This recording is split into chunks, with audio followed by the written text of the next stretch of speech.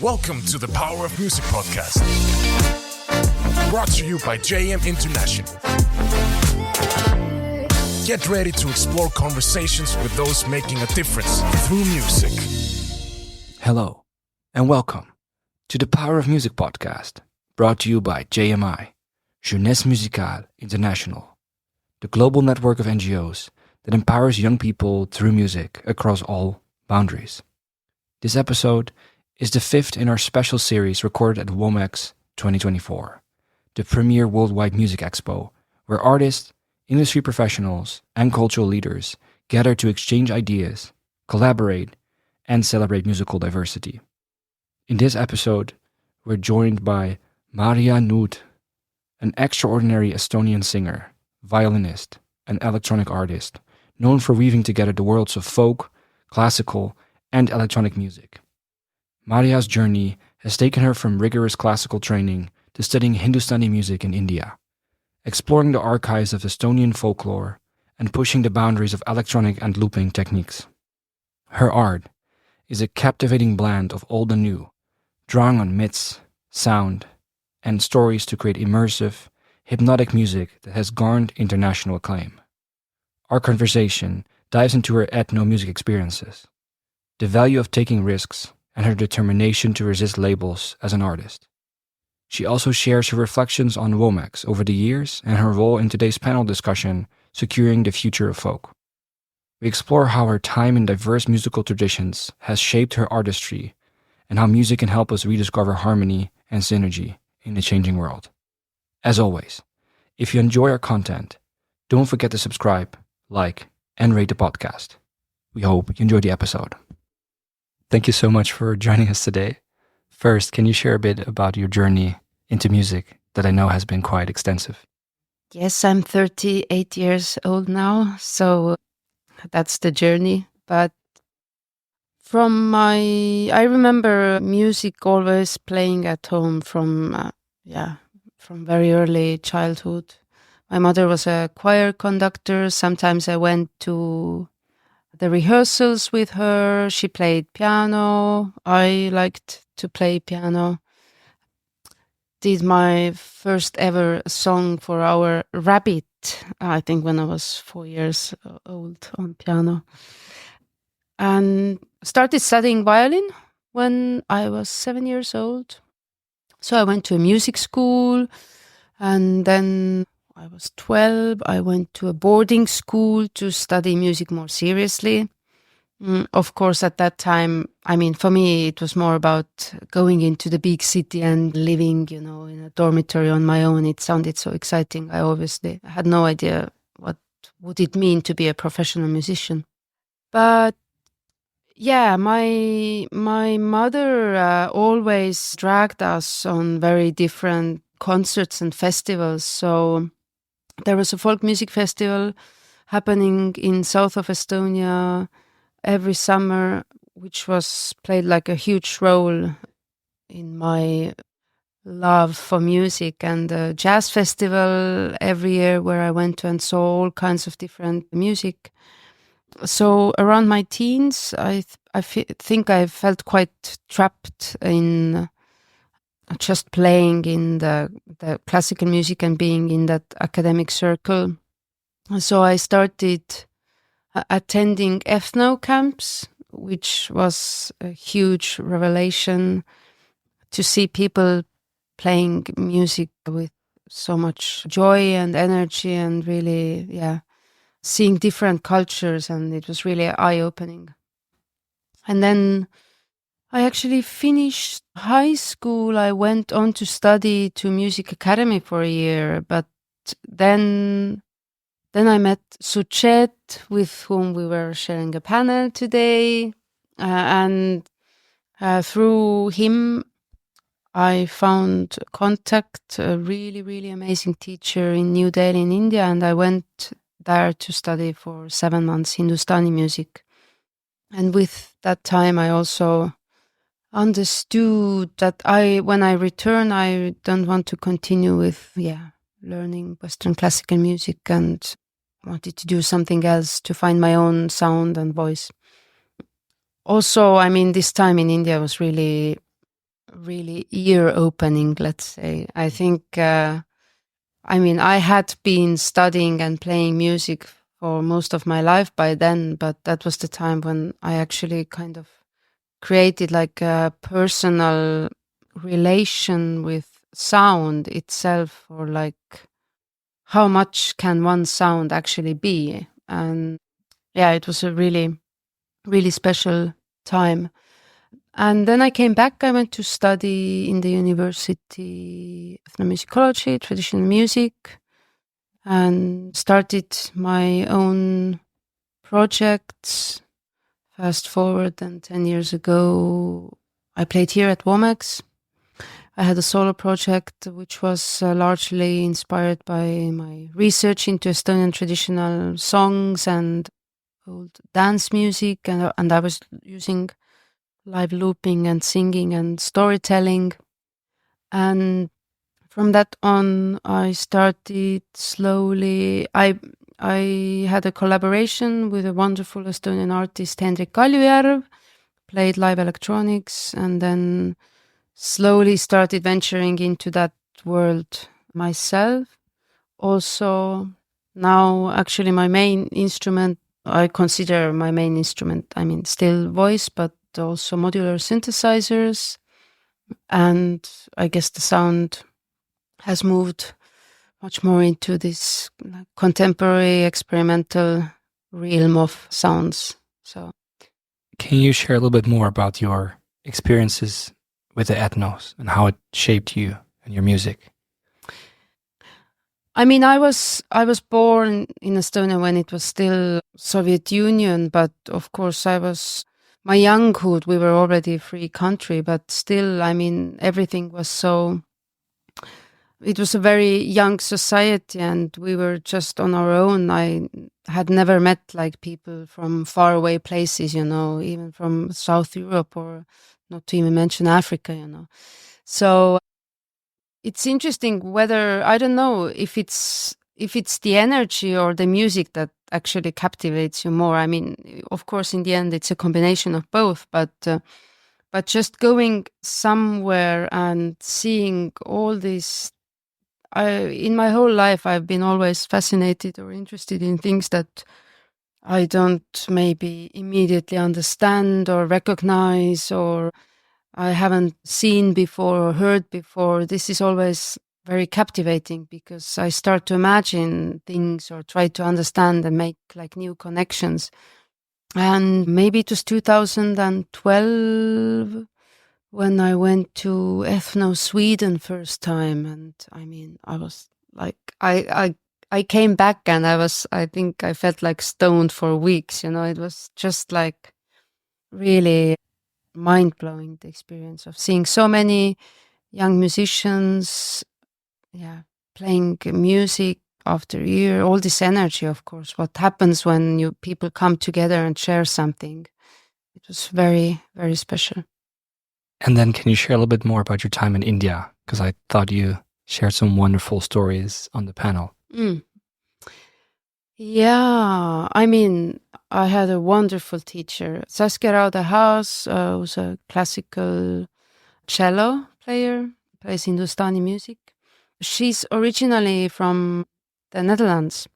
So in a way, I think it was a very good combination because I could work with somebody that was already so deeply into Indian society, had been living there for so long, but also had a cultural background from Europe. So it was very easy to blend in a way. And well, basically, I also learned to play the instrument from scratch because technically you play differently violin, you sit down, you hold the instrument differently. And for me, it was really a savior because the reason I took a free academic year from the academy was that I overplayed my hands pretty bad. And there were so many like weird bad habits in my body because of practicing in wrong positions. And so when I went to New Delhi, I basically started like learning from scratch, and that actually helped me to find new ways of how to play the instrument.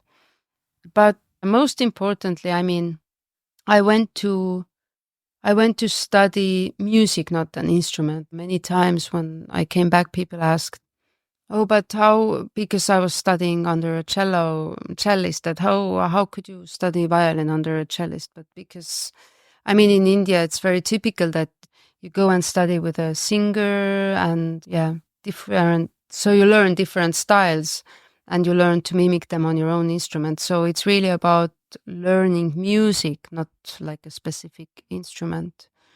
And the whole idea, I think it also really greatly influenced how I was approaching Estonian, researching Estonian folk music afterwards, because same way, all the, I mean, traditional music and cultures, they used to be part of oral tradition, but it's a musical language. There's a grammatics. It's like, I mean, if you want to play a raga, there's million unwritten rules that you have to follow, but then at the same time you improvise. It means that you know a language, and then if you're good enough, you can start speaking in that language and in your own way. So when I went to study traditional music, I spent time transcribing like every little detail of old fiddlers, writing down the microtonalities and analyzing, and really like trying to copy every little micro inch of their playing, you know. But then also realizing that, but this is a copy of something and it's dead like this. I'm just copying this 30 seconds of archive music. I have no idea how he played minute before, a minute later. So I started to be interested in the question of how can is there like a broader sense of what is this musical language, let's say traditional Estonian dance music, and how can I get the sense, or overall sense of that language, so that I can start speaking it with my own voice. And from that on, naturally, it developed going like trying to find more and more of my own sound, which now has resulted in the fact that I mostly compose my own music. So, but yeah, I think the whole approach there to sound also, like not only in Indian music, but that's where I really first kind of paid attention to this, like, let's say you play one note, but how many different ways there are to actually play one note, that, you know, you can have one note and there can be a whole world in it. Also, maybe weirdly, I mean, if you go to New Delhi, it's a chaos city and there's so much noise. I was living in a suburb and constantly the trucks, you know, driving. And there was, I think in these 7 months, there was not a single second ever that I heard silence. It was only when I returned, you know, it's pretty extreme. And then I had actually quite a big like conflict in my head, or a discussion like, okay, there's this kind of music and approach, and then there's this city, and I didn't see how they connect, kind of like what's the relation. But in this madness of chaos, I learned actually to really focus, because you have to find a way to practice, and I really wanted to do it. So because there was so much chaos around me, also where I lived, and all the different experiences I had there, I really had to like kind of find focus. And now I have this habit that actually the best places where I work can be like really busy airports or something. The moment there's a chaos around me, I somehow am able to super focus. So it has taught you that as well. Yes, exactly. So you now have to perpetually look for busy environments. Yeah. We just spoke on the panel about the future of folk music. What are your takeaways from this panel, or how do you feel about what we discussed there?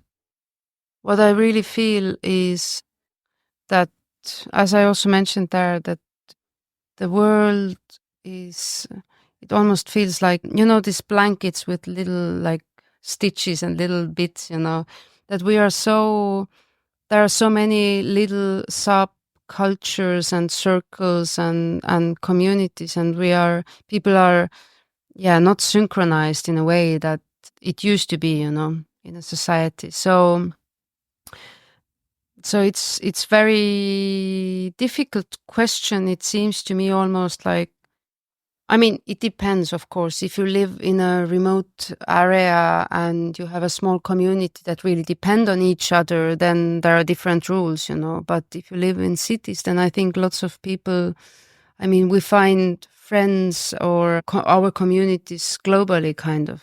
So with folk music, I think one of the values there really is to also, again, to see and notice all the details and nuances, like with different languages. I mean, when you speak in different language, you also think differently. So, and as many different ways we have in this world how to think about things, the more colorful this place is. So there are many, many valuable things why to still kind of cherish this traditional music or different ways.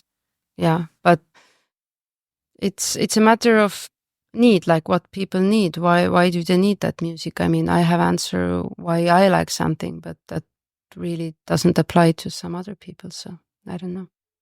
And directly in relationship to ethno, what you shared on the panel about there being an ethno way, which has some benefits probably, but also some pitfalls or some downsides. Could you share a little bit about that? Yeah, what I think is that from one hand, young people come together. I mean, it has a hugely positive aspect when you think of music education and teaching about different cultures and noticing each other. And on the other side, there has been this like ethno sound, which interestingly, it's still there and it's still the same, even though last time when I had anything to do with ethno camps, that was more than 10 years ago. So it's ethno camp, or this movement can be really like a gate opener, but obviously there's so many ways how one could go deeper, and just the way how we approach to arrangements or how we think musically, I think it's super, super great that there are these ethnos now starting in faraway places. Because before, let's say when I went to, I don't know, Swedish ethno like 15 years ago, and you had like some amazing group coming from Africa, and we learned the song and immediately we put our harmonies and chords with the arrangement, and everything was approached kind of like from our angle, like, well, but people think about music very differently in different parts of the world. Like in some parts, there's absolutely no importance on harmony, or like, let's say, in some African cultures, there's no concept of rehearsal, that you just play all the time. So there are different ways of approaching, and they push us out of our comfort zone and actually really teach us something deeply.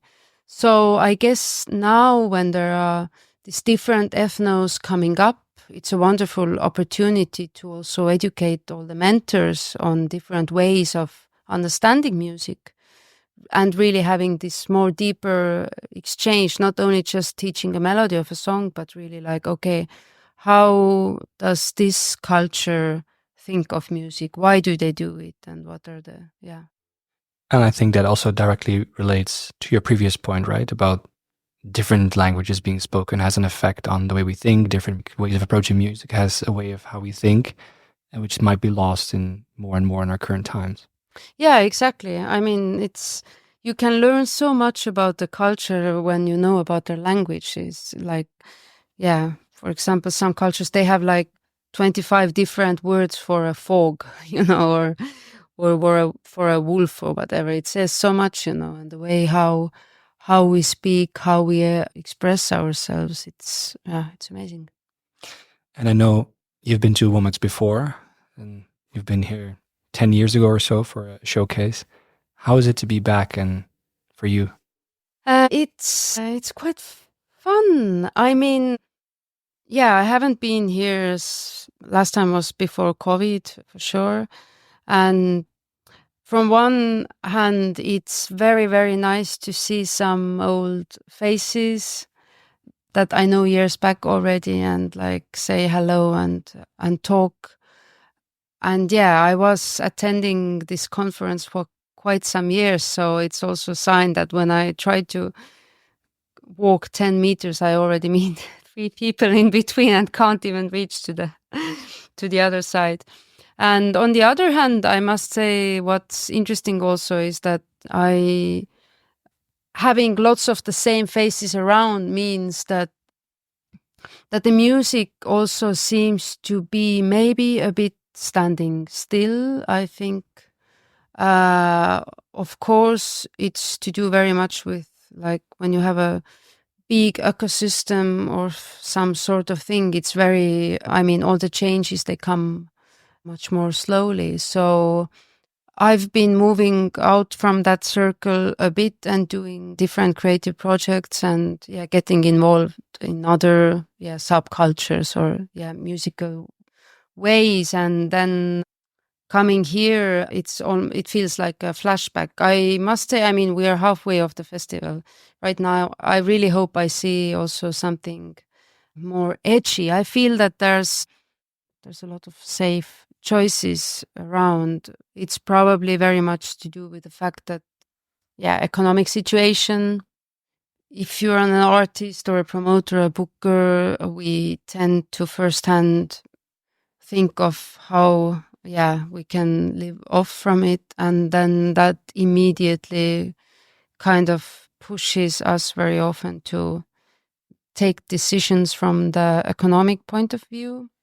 And that's not the way how I work or approach, because I think, sometimes you're lucky, you believe in something, you do it, and it's successful. But for me, always making music or art, it's very much about my inner need to express something, or more like look for a specific sound, because I can't imagine that I would be doing the same thing as I did 10 years ago. It would mean that I would be the same person, but I'm not the same person. The world has changed and I have changed with the world. So my sound changes also. It's a very natural thing to me. And there are people who want to take more risks and experiment, and some who prefer safer choices. I guess, again, there's a question of balance, But I miss sometimes in the music sector more edginess and a bit more risk taking. And also, I mean, the process, which is like actually, when you talk about traditional cultures and music, it's a lot about doing something together, or the process. And it's a very different thing if you try to put the product that is ready-made immediately and fit for stage production. So, there's a conflict in a way also. Yeah, so what I hear in your story is that there's different ways of playing it safe that might all be a little bit risky. One is staying with what is known already and not going for the edge or something new. And on the other hand, there's also how if you overlay the traditional music with a sort of ethno flavor, for example, you also don't go deep enough into the actual tradition to understand it on a deep level enough to get to something that actually might help you learn your own language. Yeah, because I mean, it's not only ethno. I think what happens very often is that we take a piece of music that sounds cool, but we want to make it cooler. So we can always glue some aspect of, let's say, jazz or rock or electronic into it, and we mix these genres. And to me, not very often these results are organic. Or, I mean, if you want to mix different things, then to me personally, the aim is to bring out a new quality that is not there yet. And in order for that to happen, I don't think there are quick solutions. So it's about, being patient and going deep enough. If you really learn about something very deeply, then usually the answers start to come out from the root source itself, instead of just taking a piece and then gluing it together with something else and making it quickly presentable. Yeah, I also liked how you shared on the panel that after 7 months, I think in India, when you came back, people asked you, "Oh, can you play something?" And you're like, "No, I've been there for 7 months," and just touched the surface maybe. Yeah. Something else that we discussed, I think, yesterday was this idea of labeling or boxing. Mm-hmm. And especially for you as an artist who seems to reinvent themselves every so many times, mm-hmm. and do something really different, how that can also be quite difficult to be almost labeled that, folk artist or whatever. Mm-hmm. Can you share a little bit about that? Yeah, that's to do again with the industry side and economic view, that it's, if you want to sell something, you have to be able to kind of define it, what you want to sell and what it is. And if it actually isn't what you are offering, then that can cause the client to be not satisfied. So I've always admired artists who do things that you can't really put a finger on it. I say that, okay, there are elements maybe from this and there are these elements from there, and it's really you could very simply say also that it's fusion, but it's some weird combinations or new things that you wouldn't even come for yourself or so. And I guess that's very often what I do also, that it's not so easy to label it. And I also have this thing that the moment when somebody tries to put me in a box or somehow put a name on it, I get this very deep urge to jump out of it and do something totally opposite somehow, just to tease. I think it's a matter of also, it's a creativity question, because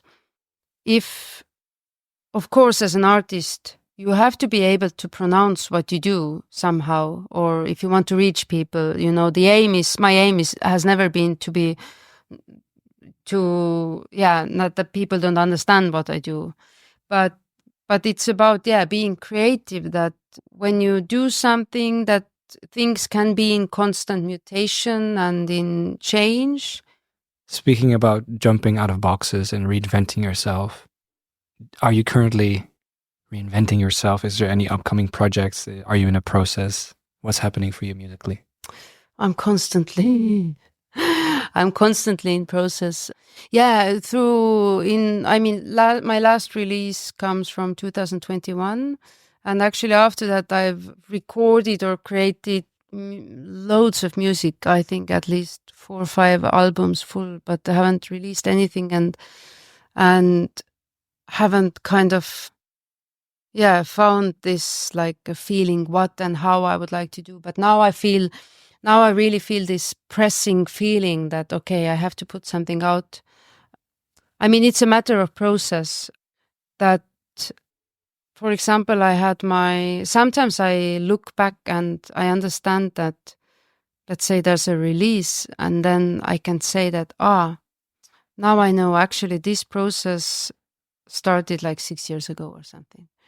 So even if some people find that, I'm constantly shifting and my sound totally changes, to me personally, it has always been a very organic change, because when the album is out there, it didn't happen yesterday. It usually happened years before, and sometimes you are touring with a project, but your mind is very much in other directions.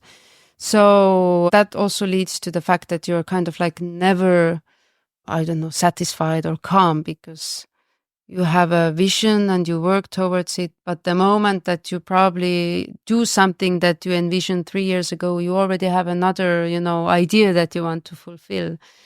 So it's a constant battle and creative torture, I think. If people want to follow this torture or just listen to your music, where would be the best way to find you or even connect with you directly? Google my name. But when you want to listen to music, I'm a huge advocate for Bandcamp. You can find all my releases there. And also, I really love Bandcamp. I do follow myself, lots of artists and labels there. And you can find so much interesting things that you maybe don't find on all streaming platforms or wherever. So you can, curate your own. It's also cool there that maybe you have an artist that you really like, and then you can look up for the artist what the artist listens himself. So I have a profile where I buy music or what do I listen or recommend, and it's kind of like digital community for music lovers. So go to my Bandcamp and write me if you want to. As always, the last question. What is the power of music? Well, when we listen music, then our brain releases some neurotransmitters, and chemicals. And that's like takes away all the magic. But we human beings, we are sort of like, it's like a chemical machine. So some stuff happens there, but I think, everything that happens actually happens in our brain, of course. But I think the power of music is its ability to transform, shortly said, that, it can build us up. It can also destroy us. It can make us feel in a way that we are not able to express in words. It can connect us. It can separate us. So it is a powerful tool. Thank you so much. Thank you. Thank you very much for listening. If you want more information about JM or you would like to get involved, visit www.jmi.net. At JMI, we are on a mission to make the world more musical. That's why we created Mubazar, a digital platform that helps us manage all our musical activities across 80 countries worldwide, connecting musicians with opportunities to grow both personally and professionally. If you are a music professional looking for a better way to manage and promote your music activities, check out Mubazar.